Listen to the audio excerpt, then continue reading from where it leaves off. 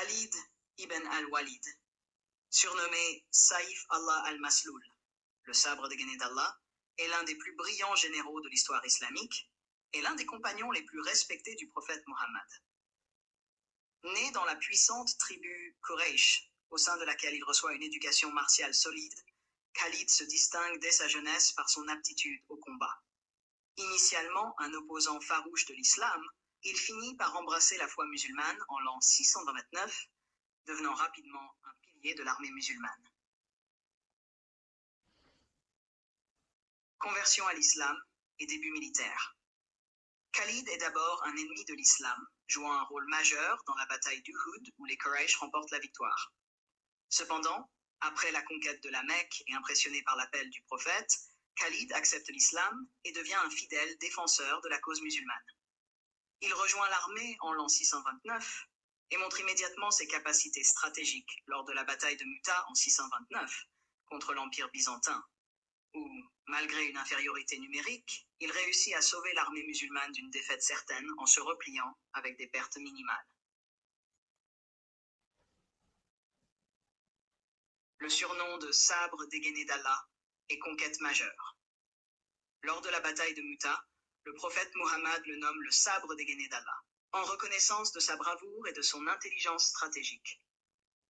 Ce titre est resté l'un des plus grands honneurs pour les musulmans, témoignant du respect que le prophète lui portait. Sous le califat d'Abu Bakr, Khalid mène des campagnes décisives contre les tribus rebelles lors des guerres de Rida, 632-634. Il sécurise le territoire du califat en rétablissant l'ordre et en consolidant l'unité de la communauté musulmane. Sa victoire la plus célèbre durant cette période est contre la tribu des Banu Hanifa et leur chef Musaylima al-Kaddab, un prétendu prophète.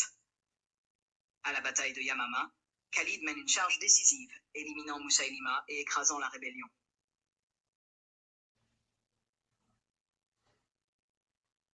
Les victoires contre l'Empire sassanide et l'Empire byzantin.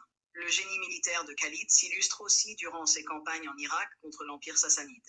Il mène une série de batailles, dont celle d'Ulay et de Walaja, et parvient à conquérir une partie de l'Irak, posant les bases de la future expansion musulmane en Perse. Sa tactique préférée est l'encerclement et les attaques rapides, exploitant la vitesse et la surprise pour déstabiliser des ennemis plus nombreux. Il est ensuite envoyé en Syrie où il affronte les Byzantins. La bataille de Yarmouk, 636, est son chef-d'œuvre. Avec une armée musulmane inférieure en nombre, Khalid met en déroute les Byzantins grâce à des manœuvres habiles, des attaques coordonnées et des feintes qui le consacrent comme l'un des plus grands stratèges militaires de l'histoire. Cette victoire permet aux musulmans de prendre le contrôle de la Syrie.